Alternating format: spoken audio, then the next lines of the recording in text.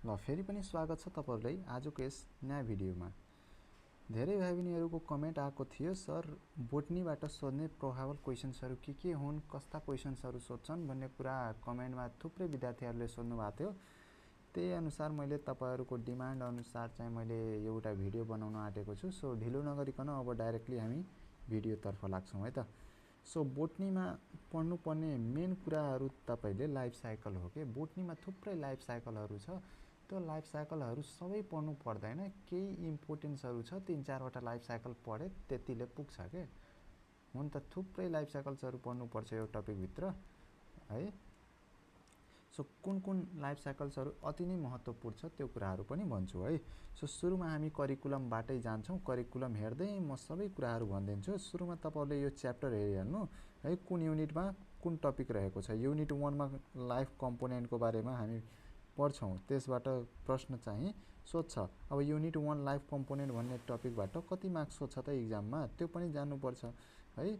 So हेर्नुस्, यहाँ तपाईहरुको सिलेबस रहेको छ। युनिट 1 बाट तपाईले 5 मार्क्स सोध्छ। अब कस्तो क्वेशन्सहरु सोध्न सक्छ 5 मार्क्समा, सर्ट डिफाइनहरु सोध्न सक्छ, एमसीक्यूहरु यहाँबाट सोध्न पायो।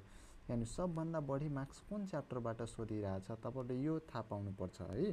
सो हेर्नु त, सबभन्दा बढी मार्क्स तपाईको यहाँ छ 12, 22, 50। अब तपाईहरुलाई पास हुनु छ भने टार्गेट कहाँ गर्नु पर्यो ल भन्नुस् त। अब तपाईहरुलाई पास हुनु छ भने अब टार्गेट चाहिँ यी नै टपिक्सहरुमा दिनु पर्यो के। मेन फोकस यही टपिकहरुमा गर्नु पर्यो। युनिट 2, 3, 4 यिनीहरुलाई बढी प्राथमिकता दिनु पर्यो। हेर्नुस् त, यति मार्क्स छ, 15 मार्क्स, 22, 12 यति पढ्यो भने त मजाले पास भइन्छ नि हैन र। हेर्नुस् त, त्यसपछि यी तीनटा फर्स्ट प्रायोरिटी दिनुस्। फर्स्ट प्रायोरिटी यसलाई दिनुस्, सेकेन्ड यसलाई दिनुस्, थर्ड यसलाई दिनुस्, फोर्थ यहाँ छ, फिफ्थ यहाँ छ। सो मजाले यति टपिक पढ्दिनु न, पुरै भ्याउनु हुन्न केही छैन के। तर यति टपिक कम से कम तपाईहरुले पढेर जानु पर्यो राम्ररी मजाले पास हुनलाई है। सो स्टार्टिङ हामी गरौं युनिट 3 बाट। हेर्नुस् त, युनिट 3 मा कुन टपिक रहेको छ। युनिट 3 मा के छ, यो लाइफ साइकल पोर्सन नै छ, डाइभर्सिटी अफ लाइफ युनिट 3 है। एकदमै ध्यान दिएर हेर्नुस्। अब युनिट 3 मा बायोडाइभर्सिटी, यसमा चाहिँ तपाईहरुले बायोडाइभर्सिटीको स्कोप, इम्पोर्टेन्सहरु त्यति खासै सोध्दैन है। अब बाइनोमियल नोमेनक्लेचरको कुराहरु सोध्छ, यसको एडभान्टेजहरु सोध्छ सर्ट क्वेशन्समा है। अनि त्यसपछि बाइनोमियल क्लासिफिकेसन, आर्टिफिशियल नेचुरल अनि फाइलोजेनेटिक, टक्सोनोमिक हायरार्की कुराहरु सर्टमा सोध्छ कि कहिलेकाहीँ सोध्छ है। यो 5 किङडमको क्लासिफिकेसनहरु यो चाहिँ कहिलेकाहीँ सोध्ने कुरा हो। मेन तपाईको स्टार्टिङ भनेको यहाँबाट हो के। अब एल्गी भयो टपिक, एल्गीमा स्पाइरोगेरा भन्ने एउटा आउँछ है। स्पाइरोगेराको लाइफ साइकल तपाईले परीक्षामा धेरै पटक सोधेको छ के। स्पाइरोगेराको लाइफ साइकल तपाईले परीक्षामा धेरै पटक सोधेको छ, त्यसको लाइफ साइकल तपाईहरुले पढेर जानु पर्यो। बुझ्नु भयो त के गर्नु पर्यो। एउटा चाहिँ तपाईले स्पाइरोगेराको लाइफ साइकल र यसको भिडियो मैले अलरेडी बनाएर राखेको छु है। युट्युबमा गएर स्पाइरोगेराको लाइफ साइकल लेखेर सर्च गर्नुस्, मजाले मेरै भिडियो आउँछ। मैले नै एकदम सरल भाषामा यो टपिकलाई पढाइदिएको छु है। सो यो चाहिँ तपाईले पढ्नु पर्यो। ओके, यति कुरा बुझिन्छ कि नै ल भन्नुस् त। ओके, सो यो चाहिँ तपाईले पढ्नु होला स्पाइरोगेराको लाइफ साइकल। अर्को ब्रायोफाइटा, टेरिडोफाइटा यिनीहरुको चाहिँ फिचर्स सोध्छ कि क्यारेक्टरिस्टिक, यिनीहरुको फिचर्स विशेषताहरु सोध्छ। Right the 5 characteristics of bryophyta, right the 5 characteristics of pteridophyta है। सो तपाईहरुले यिनीहरुको बारेमा लेख्नु पर्यो है। यो चाहिँ अटोट्रोपिक हो, आफैले खाना बनाउँछ है। यसमा जाइलम फ्लोएम हुन्छ कि हुँदैन त्यो कुराहरु लेख्नु पर्यो है। यसमा क्लोरोफिल प्रेजेन्ट हुन्छ कि नै त्यो कुराहरु, गुणहरु त्यही त गुण हो हैन र। हो सो त्यही कुराहरु लेख्नु पर्यो है। क्लियर ल। यसैगरी जिम्नोस्पर्म, सेम कुरा जिम्नोस्पर्मबाट पनि त्यही कुराहरु सोध्छ है। क्लिनिकल फिचर, सरी क्यारेक्टरिस्टिक्स भन्छ, क्यारेक्टरिस्टिक्स भन्छ अथवा फिचर्स भन्छ। ओके, हेर्नुस् त डिफरेन्स बिट्विन डाइकट एन्ड मोनोकट यो चाहिँ इम्पोर्टेन्ट छ है, इम्पोर्टेन्ट छ। तपाईहरुले यहाँबाट पढ्नुपर्ने कुरा यही छ, बुझ्नुहुन्छ? ल भन्नुस् त, स्पाइरोगेरालाई नछुटाउनु होला है। स्पाइरोगेराको लाइफ साइकल लेख्दाखेरि तपाईले असेक्सुअल र सेक्सुअल लाइफ साइकलको बारेमा त्यहाँ चाहिँ डिटेलमा एक्सप्लेनेसन गर्नुपर्छ र जर्मिनेसन अफ स्पोरको बारेमा पनि लेख्नुपर्छ। त्यो कुरा ध्यान दिनु होला है। सेक्सुअल, असेक्सुअल र जर्मिनेसन अफ स्पोर्स यो तीनटैको बारेमा एक्सप्लेन गर्नुपर्छ डिटेलमा स्पाइरोगेराको लाइफ साइकलमा है। सो यो कुरा ध्यान दिनु होला। यति कुरा बुझिन्छ कि नै? र अर्को यहाँबाट स्पाइरोगेराबाट के सोध्छ, इकोनोमिक इम्पोर्टेन्स अफ एल्गी है। इकोनोमिक इम्पोर्टेन्स अफ एल्गी भनेर तपाईले प्रश्न सोध्छ। ओके, यतिसम्म कुरा क्लियर? ल हेर्नुस् न, यही त राखिदिएको छ। हेर्नुस् त के सोध्छ, यसरी सोध्छ। तपाईलाई एकदमै मजाले तपाईले पढेर जानु पर्यो है, केही कुराहरु पनि छुटाउनु भएन। स्पाइरोगेरा त यहाँ त भेरी इम्पोर्टेन्ट, एउटा त क्वेशन लिकै भइसक्यो के तपाईको यहाँबाट, बुझ्नुभयो? अब फंगीबाट हेर्नुस्, फंगीबाट के सोध्न चान्सेस छ त, introduction and it's classification with their characteristics नै सोध्छ के एक नम्बरमा फंगीको है। अनि त्यसपछि फंगीबाट एउटा लाइफ साइकल सोध्छ म्युकर, के सोध्छ म्युकर। यसको लाइफ साइकल एकदम इम्पोर्टेन्ट छ यो पनि है, यो पनि तपाईले पढ्नु पर्यो। र यसको पनि लाइफ साइकललाई एक्सप्लेन गर्दाखेरि तपाईले भेजिटेटिभ, असेक्सुअल, सेक्सुअल र जर्मिनेसन अफ स्पोर देखाउनु पर्छ। यसमा नि भेजिटेटिभ देखाउनु पर्छ है, यहाँ एउटा छुटे रहेछ भेजिटेटिभ रिप्रोडक्सन, अनि sexual, asexual and germination of spore, यो चारवटा कुरा देखाउनु पर्छ तपाईहरुले। ओके, मैले यसको भिडियो डिटेलमा बनाएर राखेको छु, तपाईहरुले गएर हेर्नु होला है त, उता युट्युबमा छ। ओके, सो मोस्ट इम्पोर्टेन्ट फंगीबाट मैले के भने, त्यसको क्यारेक्टरिस्टिक्स र life cycle of Mucor. Okay, यसको पनि लाइफ साइकल मैले अलरेडी बनाएर राखेको छु, गएर हेर्नु होला। अर्को चाहिँ लाइफ साइकल यहाँबाट तपाईले पेनिसिलियमको सोध्छ, इम्पोर्टेन्ट छ यो पनि, थर्ड इम्पोर्टेन्ट भयो। ओके, र सेम कुरा तपाईले लेख्नु पर्छ है, भेजिटेटिभ, असेक्सुअल र सेक्सुअल मेथड गरेर तीनटै कुरा देखाएर तपाईले यसको लाइफ साइकल एक्सप्लेन गर्नुपर्छ र डायग्राम पनि अनिवार्य बनाउनु पर्छ। ओके, अर्को मसरुमको बारेमा सोध्छ, मसरुम पोइजनस र नन पोइजनस मसरुमको डिफरेन्स बिट्विन सोध्छ है, र यसको क्लिनिकल क्यारेक्टरिस्टिक्स है। अब यसमा यो मसरुम भयो भने यसमा त क्लोरोफिल एब्सेन्ट हुन्छ, यो चाहिँ हेटेरोट्रोपिक हो। सो यी कुराहरु तपाईले लेख्न सक्नुहुन्छ यसको विशेषतामा। अब इकोनोमिक इम्पोर्टेन्स अफ फंगी है, फंगीको महत्वहरु के रहेका छन् है। कहिलेकाहीँ तपाईले pros and cons of fungi पनि भनिदिन सक्छ, फंगीको फाइदा र बेफाइदा दुईटै विस्तृत रूपमा लेख्नुहोस् भनिदिन्छ के, प्रोज एन्ड कन्स भन्छ के त्यसलाई, फाइदा र बेफाइदा है। सो त्यो कुराहरु पनि पढ्नु होला।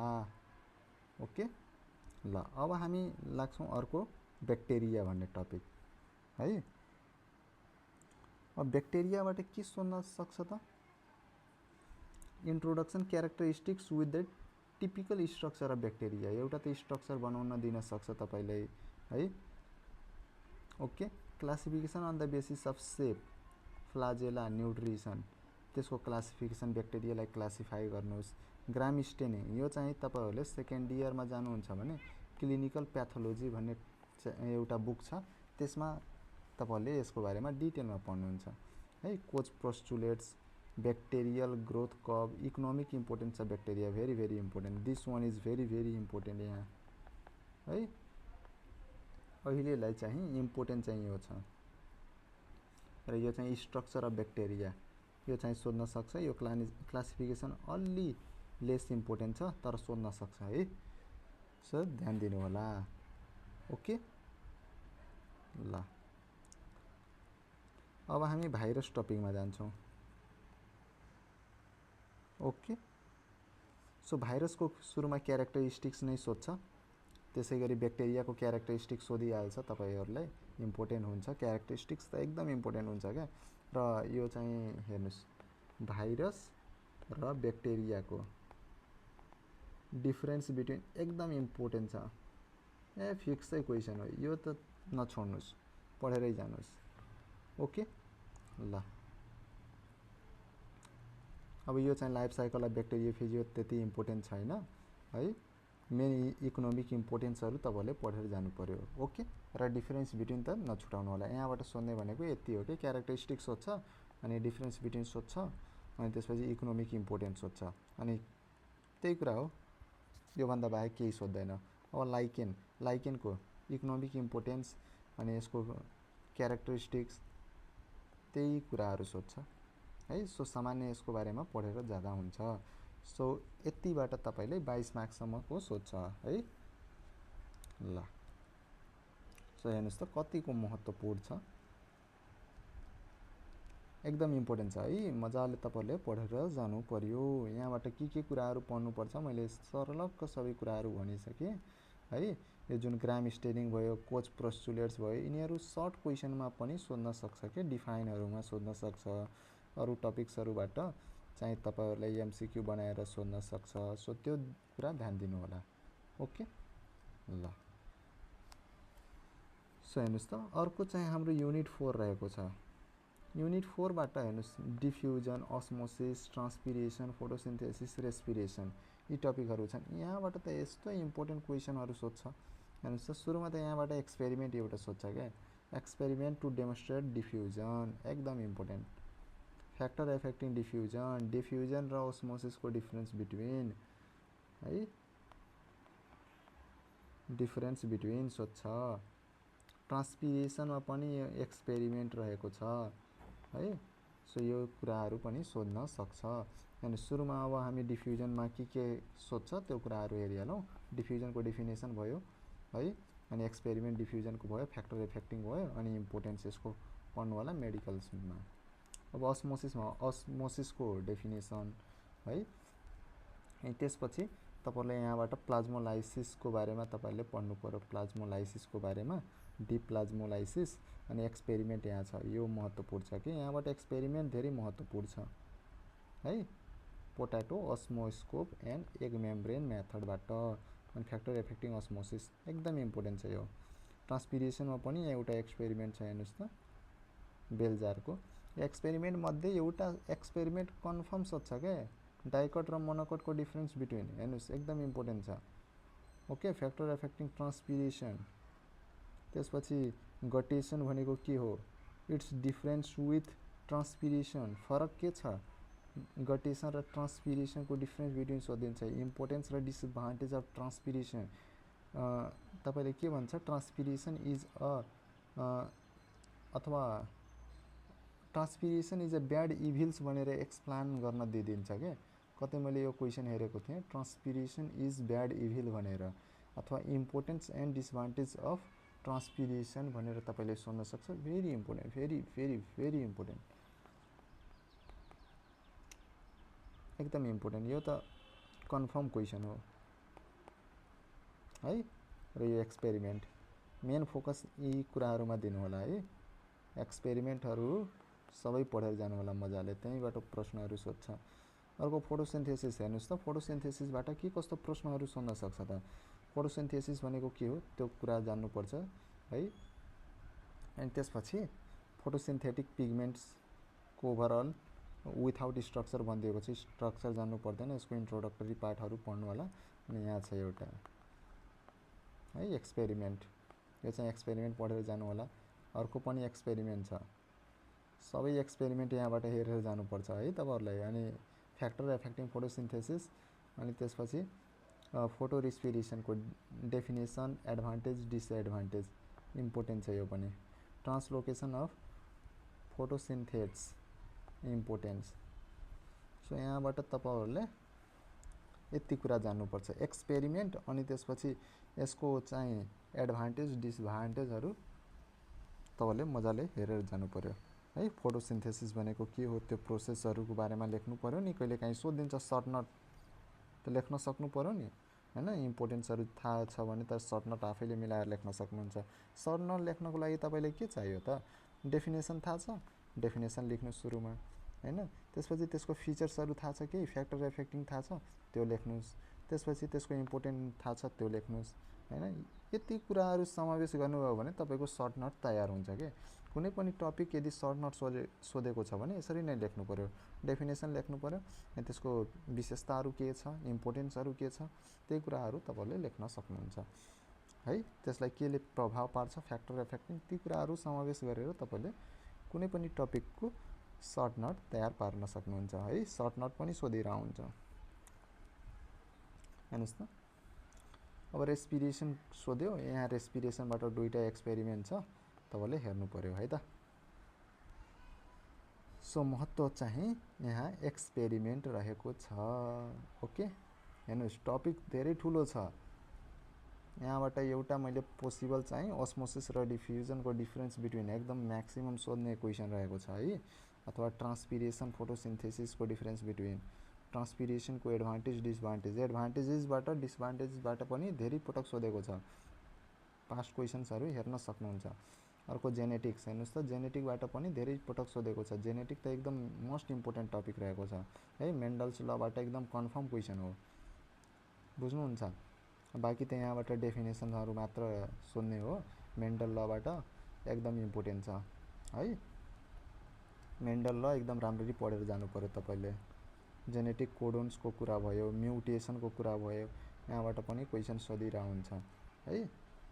र यहाँ चाहिँ क्रसिङ गर्ने, जेनेटिक क्रोमोजोमको क्रसिङ गर्ने है, सन र डटरको, त्यो कुराहरू पनि जानिराख्नु होला है, इम्पोर्टेन्ट छ।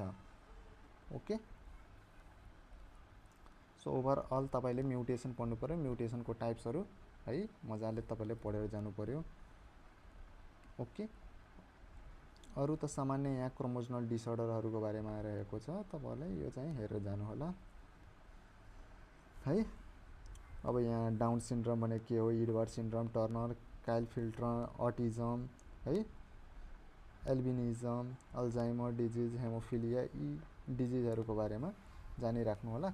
यो चाहिँ सबै क्रोमोजोनल डिसअर्डर हो है, जसलाई हामी जेनेटिक डिसअर्डर पनि भन्छौँ। ओके, इम्पोर्टेन्ट छ,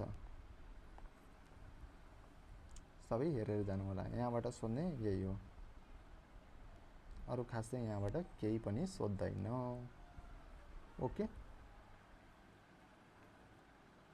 बुझ्नुहुन्छ। एमसिक्यूबाट कुन प्रजातिमा कतिवटा क्रोमोजोम पाइन्छ त्यो पनि सोधेको छ कतिपटक है, त्यसैले त्यो पनि ध्यान दिनु होला। ओके ल, सो यो टपिक्सहरू तपाईँले पढेर जानु पर्यो। ओके ल, अर्को युनिट 6 रहेको छ हाम्रो। अब युनिट 6 हाम्रो इकोलोजी भन्ने टपिक रहेको छ। अब इकोलोजीबाट तपाईँहरूले के पढ्नु पर्यो त्यो कुरा भनिदिन्छु सरसर्ती है।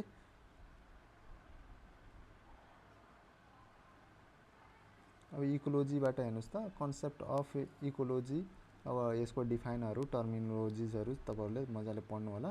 अबायोटिक र बायोटिक फ्याक्टर्सहरूको बारेमा पढ्नु होला है। अनि त्यसपछि मेन तपाईँको आउँछ यहाँ फुड चेन, फुड वेब, यो डिफरेन्स बिट्विन सोध्न सक्छ है। अनि त्यसपछि इकोलोजिकल पिरामिड इम्पोर्टेन्ट छ यो। अनि टाइप्स भयो, अनि यो चाहिँ तपाईँले सोध्छ। लङ क्वेसन यहाँबाट सोध्ने भनेको यहाँबाट सोध्छ है।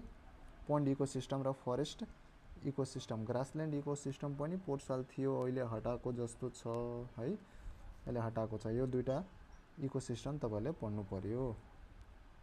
ओके, अनि त्यसपछि पल्युसन अफ एयरबाट हेर्नुहोस् त, एयर एन्ड वाटर। अब पल्युसन त हरेक सब्जेक्टमा लगभग राखेकै छ, केमिस्ट्रीहरूमा पनि राखेको छ है, फिजिक्समा पनि राखेको छ। यो पल्युसनको बारेमा त तपाईँहरूले पढिहाल्नुहुन्छ, इम्पोर्टेन्ट छ सब। एउटा त लङ क्वेसन यहाँबाट फिक्स सोध्छ है। What is air pollution, how do you control air pollution, write the preventive measures भनेर यसरी सोध्छ क्या। ओके, लङमा सोध्छ के, यसरी नै प्रश्न सोध्छ। What is water pollution, what are the causes of water pollution, write its consequence. तपाईँले लेख्नु पर्यो के कारणले वाटर पोल्युसन भइरहेछ त, पानी के कारणले दूषित भइरहेछ। So drainage of industrial water to the water sources, using of chemical fertilizer, throwing garbage in water resources, यी कुराहरू लेख्नु पर्यो होइन र। अनि त्यसपछि यसको कन्सिक्वेन्सेस भनेको यसको असर के पार्छ त। वाटर पोल्युसन गर्यो भने पानीमा रहेका एक्वेटिक एनिमल्सहरू मर्न सक्छन्, मर्छन्, प्रभावित हुन्छन् होइन। त्यसपछि नयाँ रोगहरूको, वाटर बोर्न डिजिजहरूको सिर्जना हुन्छ है, वाटर बोर्न डिजिज लाग्छ। ओके, सो यस्ता कुराहरू लेख्नु पर्यो, बुझ्नुहुन्छ ल। सो तपाईँहरूले आफैले यो चाहिँ पढ्नु होला है त। इन्भाइरोमेन्टल हेजार्डको कुरा भयो, त्यही कुरा हो greenhouse effect of greenhouse ग्यासेसले अब चाहिँ सनबाट आएका प्रकाश किरणलाई चाहिँ एब्जर्ब गरेर राख्छ अनि अर्थको टेम्परेचरलाई बढाइदिन्छ, त्यसैले ग्लोबल वार्मिङ भन्छ है। सो त्यो कुराहरू तपाईँले पढ्नु पर्यो। ग्रिन हाउस ग्यासेस है, अब ग्रिन हाउस ग्यासेस भनेको यस्तो ग्यासेस हो जसले सूर्यबाट आएका जुन रेजहरू छन् त्यसलाई ट्र्याप गर्न सक्छ क्या, त्यसैले ग्रिन हाउस ग्यासेस भन्छ क्या है। सो ती कुराहरू पनि तपाईँहरूले पढ्नु पर्यो। Okay, ozone layer depletion, ozone layer डिप्लेसनका कारण के हो है। सो त्यो कुराहरू तपाईँले पढ्नु पर्यो। ओजोन लेयर डिप्लेसन भनेको के हो। सो जुन ओजोन लेयर छ नि, हार्मफुल रेडिएसन्सहरू अर्थमा छिर्न नदिनको लागि जुन हाम्रो स्ट्राटोस्फियरमा एउटा लेयर बनाएको छ त्यसैले ओजोन लेयर भन्छ क्या। त्यो लेयरले हार्मफुल रेडिएसन पृथ्वीमा आउन दिँदैन। सो त्यही डिप्लेट भइरहेछ, पातलो भइरहेछ, त्यसैमा पल भइरहेछ। सो त्यो भयो भने के हुनसक्छ त, रेडिएसन्सहरू सबै हार्मफुल रेडिएसन्सहरू अर्थमा आएपछि चाहिँ यहाँ चाहिँ मानव बस्तीहरू, जनावर, जीव जन्तुहरूलाई प्रभाव पार्छ, स्किन क्यान्सर जस्ता समस्याहरू निम्त्याउन सक्छ है। त्यो कुराहरू लेख्नु पर्यो। एसिड रेन, अम्लीय वर्षा। अब एसिड रेन भयो भने हाम्रो नयाँ नयाँ जुन बिल्डिङहरू, मन्दिर, मस्जिदहरू बनेको हुन्छ त्यहाँ भर्खरै पेन्ट गरेको छ भने त्यो एसिड रेन पर्ने बित्तिकै त्यो चाहिँ पेन्टहरूलाई उडाइदिन्छ कि, छिटै हराउँछ त्यो पेन्ट। अनि तपाईँको मेटलको कुराहरूलाई त्यहाँ रस्टिङ गराइदिन्छ छिट्टै है, रिएक्सन गराइदिन्छ। सो ती कुराहरू तपाईँले लेख्न सक्नुहुन्छ है। अर्को इकोनोमिक इम्पोर्टेन्ट बोटनीको, अब हेर्नुहोस् त यो मेडिसिनल प्लान्ट रहेको छ, यो चाहिँ इम्पोर्टेन्सहरू तपाईँले पढ्नु पर्यो, इम्पोर्टेन्ट छ है। सो कुन चाहिँ प्लान्टको साइन्टिफिक नेम के हो त्यो चाहिँ तपाईँले पढेर जानु पर्यो है। यहाँबाट एमसीक्यूमा सोध्न सक्छ, सोध्छ नै सोध्छ, इम्पोर्टेन्ट छ। इथ्नोबोटनी एकदम इम्पोर्टेन्ट, यसको बारेमा त पढेरै जानु होला। बायोटेक्नोलोजी एकदम इम्पोर्टेन्ट, एउटा क्वेसन कन्फर्म आउँछ यहाँबाट है। फर्मेन्टेसन टेक्नोलोजी, यो चाहिँ मजाले पढ्नु होला। यो चाहिँ तपाईँको केमिस्ट्रीमा पनि छ, रक्सी बनाउने प्रोसेसलाई फर्मेन्टेसन भन्छ है। सो त्यो कुरा पढेर जानु पर्यो तपाईँहरूले है। जेनेटिक इन्जिनियरिङको कुराहरू यहाँ त फिक्सै हो जस्तो लाग्छ मलाई, यो जेनेटिक इन्जिनियरिङबाट है। ओके, सो यो चाहिँ मजाले तपाईँहरूले पढ्नु होला है। नोट कपी बनाउनु भयो होला, नोट कपीबाट मजाले यो पढ्नु होला, एकदम इम्पोर्टेन्ट टपिक रहेको छ है। बाँकी कुरा सर्फेसली हेरेर जानु होला। ओके ल। सो युनिट 8बाट कति मार्क्स सोधिरहेछ, 6 मार्क्स सोधिरहेछ। 6बाट एउटा चाहिँ तपाईँको एमसीक्यूमा सोध्यो भने तपाईँलाई 5 मार्क्स सोध्छ। सो जेनेटिक इन्जिनियरिङबाट सोध्न सक्छ है, अथवा बायो फर्टिलाइजरबाट सोध्न सक्छ है। सो ओभरअल सबै हेरेर जानु होला। फर्मेन्टेसन पनि इम्पोर्टेन्ट छ है ल। सो माथि कुन टपिक हाम्रो बच्यो, युनिट 3 पढ्यो। युनिट 2बाट हेरौँ न, सेल बायोलोजी। सेल बायोलोजीबाट के सोध्छ भने ओभरअल मैले भनिदिन्छु है। सेल वालको डायग्राम बनाउनुहोस्, यसको फङ्सन लेख्नुहोस् है। डायग्राम, यहाँबाट डायग्राम सोध्छ क्या, डायग्राम स्ट्रक्चर है, स्ट्रक्चर एक्सप्लेन, यसरी सोध्छ, explain structure and function of भनेर सोध्छ। अब तपाईँले सेल मेम्ब्रेनको पनि सोधिदिन सक्छ, साइटोप्लाज्मको पनि, माइटोकन्ड्रियाको धेरैचोटि सोधेको छ, माइटोकन्ड्रियाको है। यसै गरी प्लास्टिडको पनि सोध्न सक्छ, क्लोरोप्लास्टको पनि सोध्न सक्छ, एन्डोप्लाज्मिक रेडिकुलमको यो डिफरेन्स बिट्विन धेरै पटक सोधेको छ, गोल्गी बडीको सोधिदिन सक्छ। मेन चाहिँ न्युक्लियसको सोध्छ है, न्युक्लियस र माइटोकन्ड्रिया र सेल वाल, यो चाहिँ धेरै पटक सोधेको छ है। सो यो कुराहरू तपाईले पढेर जानु पर्यो। ओके, राइबोजमको पनि सोधेको छ है। र हो यहाँबाट एउटा मोस्ट इम्पोर्टेन्ट यहाँ गयो के तपाईहरुको छुटिरहेको थियो, मियोसिस माइटोसिसबाट है। Meiosis first, meiosis second and their phases important, very very important. यो दुईटा टपिक भेरी भेरी इम्पोर्टेन्ट, एउटा फिक्स हो र यो डिफरेन्स बिट्विन पनि पढ्नु होला। लङमा सोध्छ है, यो लङमा सोध्छ यहाँबाट, यो चाहिँ तपाईले ध्यान दिनु होला। ओके ल, सो यहाँबाट लङमा सोध्ने कुरा मैले भनिसकेँ, यो दुईटा टपिकबाट सोध्छ। बाँकी कुरा त त्यही भयो, सेल डिभिजनबाट यही कुराहरू सोध्छ है। ल, सो ओभरअल यो चाहिँ सेल बायोलोजीबाट के कुरा सोध्छ मैले इन्ट्रोडक्सन पार्टबाट यो चाहिँ सेल अर्गेनेल्सबाट मैले भनिसकेँ कसरी सोध्छ, स्ट्रक्चर एन्ड फङ्सन, स्ट्रक्चर बनाउन सोध्छ। अनि त्यसपछि लाइफ कम्पोनेन्ट, लाइफ कम्पोनेन्टबाट के सोध्छ, लिपिड्सको इम्पोर्टेन्स लेख्नुस्, एमाइनो एसिडको इम्पोर्टेन्स लेख्नुस्, इन्जाइमको इम्पोर्टेन्स लेख्नुस्, टाइप लेख्नुस्, यी कुराहरू नै सोध्छ क्या है। अनि structure of double helical DNA को बनाउनुस् है, यसरी भनिदिन्छ क्या। सो यो चाहिँ तपाईले डिएनए आरएनए को डिफरेन्स बिट्विन लेख्नुस्। सो यस्ता प्रश्नहरू सोध्छ। कार्बोहाइड्रेटको इम्पोर्टेन्स के हो त्यो लेख्नुस् है, टाइप्स लेख्नुस्। सो बोटनी तपाईले एकदमै राम्ररी पढ्नु होला है, मैले तपाईलाई अघि नै भनिदिएँ। बोटनी एकदम मस्तले पढ्नु होला, तपाईले सेकेन्ड इयरमा पनि हेल्प गर्छ। सेकेन्ड इयरमा यो टपिकहरू सबै छ क्या है, सेकेन्ड इयरमा तपाईलाई हेल्प गर्छ। ओके, सो ओभरअल कुराहरू मैले भनिसकेँ तपाईलाई कहाँबाट के कस्तो क्वेसन्सहरू सोध्छ। बाँकी कुरा त भयो स्टडीबाट सोधिहाल्छ, स्टडीबाट हैन, स्टडी अफ फङ्गीलाई के भन्छ एमसीक्यूहरूमा क्या, बुझ्नुभयो। ल हेर्नुहोस् न, केही हिन्ट यहीँ दिए जस्तो लागिरहेछ। Describe the life cycle of selected algae अथवा फङ्गी, म्युकर अथवा स्पाइरोगेरा, यसरी बुझ्नुहोस्। A plant kingdom based on general characteristics,